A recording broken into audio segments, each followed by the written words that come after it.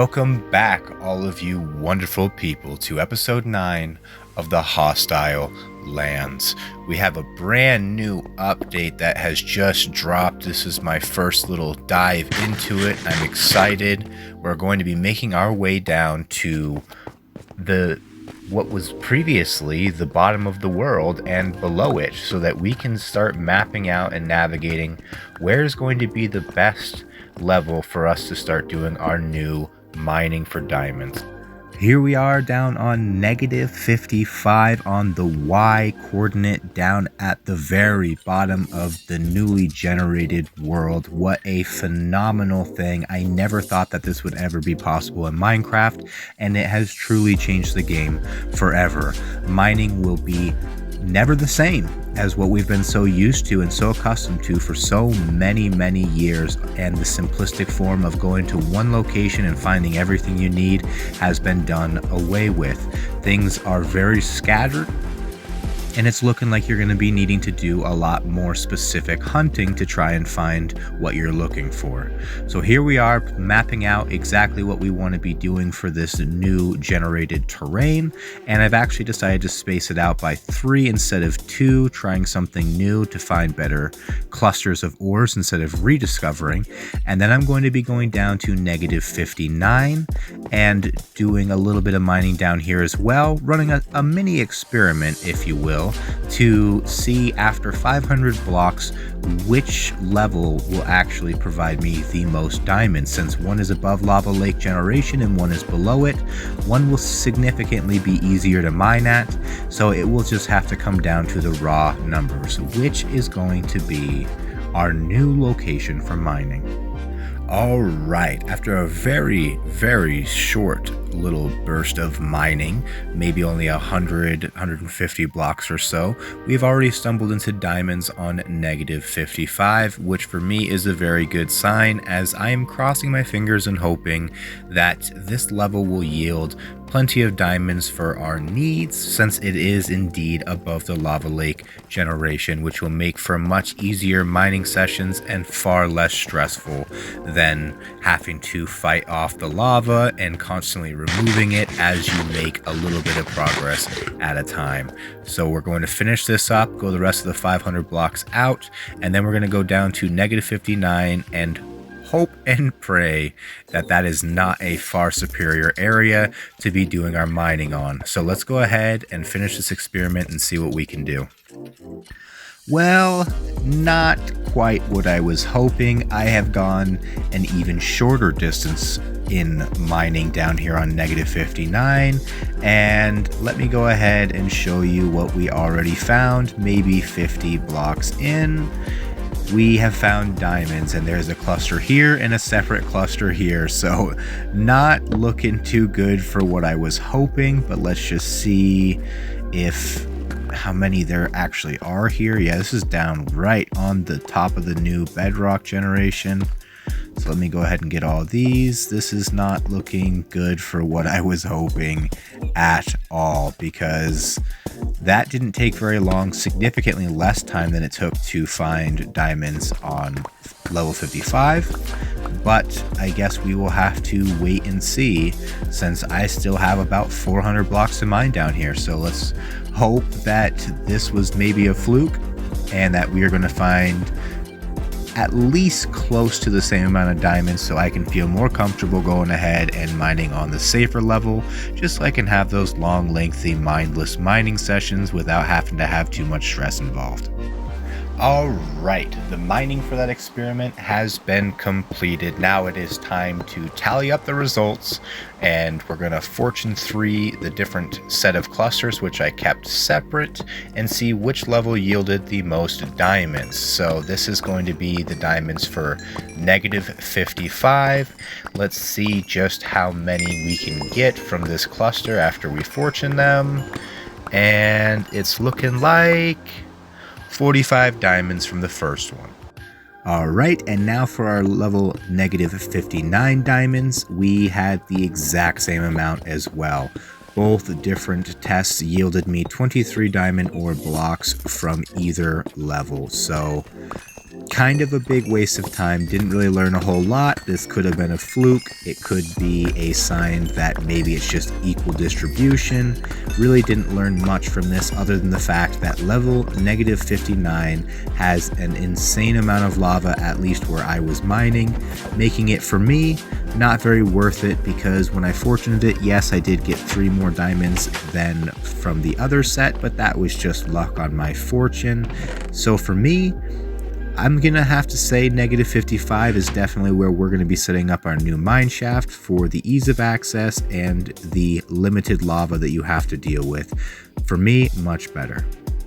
But for now, that's quite enough messing around with the new update. For me, I still have a tremendous amount of work to do around my base and for some other big farm projects.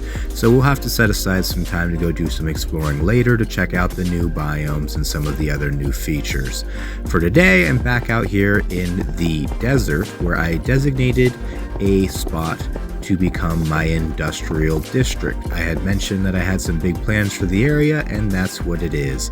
One big area of massive scaled farms and different things so that I can come here and AFK and get all of the resources that I need while keeping lag to a fair minimum around my immediate base area.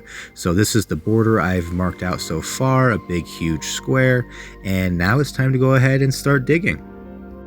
Alright, after a tremendous amount of digging, this is starting to feel like it may never end. So I went around the desert and I actually collected a bunch of the cactus from the area, got that planted here so that hopefully by the time I'm done digging, I will have enough to be able to set up the very first farm, which is in fact going to be a cactus farm. But you can tell from all of this sand that I have been digging for quite some time, and it is starting to feel like it will never end. I feel like I'm not even close to done, but the reality of it is, let me show you once I get all the way up here. This is about how much we have left to do. Really small compared to everything else that's been done, but this felt like it was never going to end ever. So not really looking forward to that last little bit of area. It looks small, but it's actually quite a lot of blocks to mine. And so let me just go ahead and jump down there and get this all finished up so that we can finally get started on our automatic cactus farm. Well, after the last clip, I did go and actually get some sleep in real life since I was very exhausted from digging for hours. And I logged out, logged back in, and if you can see behind me, there's a random hole over there. When I spawned back in, there was about what appears to be a 16 by 16, so a chunk area that was just missing. So definitely some mysterious, funky stuff going on this world so far. But I also have the area planned out for the actual cactus farm right in front of me, so I'm going to go ahead and get started on that right now since we have everything else done and dug out from this area, and try to ignore that ominous random little divot that just created itself. So let's get going. Alright, so progress update number 1. We have grown a ton of cactus. We have more than we're going to be needing for this farm now already behind us and stored up in some chests. I have some glass smelting up over there in those furnaces, and I have laid out the outline for how this farm is going to be set up. It's very, very simple. It's just going to rely on the cactus not being able to grow up due to an obstruction, breaking off and falling down into some water collection areas, which is going to funnel from the top all the way down to the bottom into some hoppers to be collected into some chests. And since there's only one product that comes from this farm, I don't have to worry about any sort of auto sorters or anything like that. I just got to go ahead and do the tedious part, which is filling this thing all the way up so that it is ready to start producing. So let's go ahead and get that next part done. So for those of you who have never made a cactus farm before, I'm going to give you a very brief explanation of how this works so that you can replicate it in your world if you do not already know how to do so. I start by laying out a grid pattern here, and I choose 2 blocks apart just for the efficiency of the farm and reduction in the amount of cactuses that are lost as they are being produced.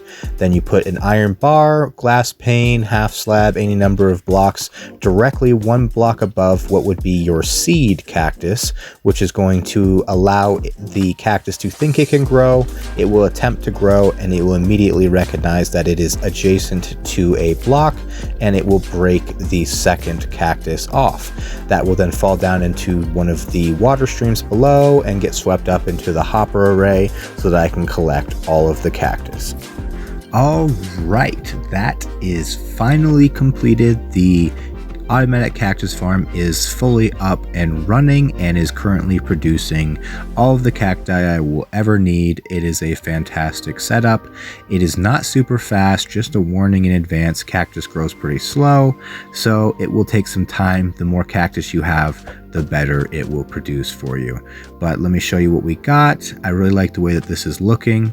Just got a very simple design here. Nothing here is intended to be too pretty. It is my industrial zone after all, but I do have some stone brick in there, which I think looks really clean, and some glass on top so I can watch the farm running, which is personally one of my favorite things to do with my large scale farms. I really do enjoy watching them run. So I use a lot of glass for situations like this just so that I can see kind of behind the scenes what's happening.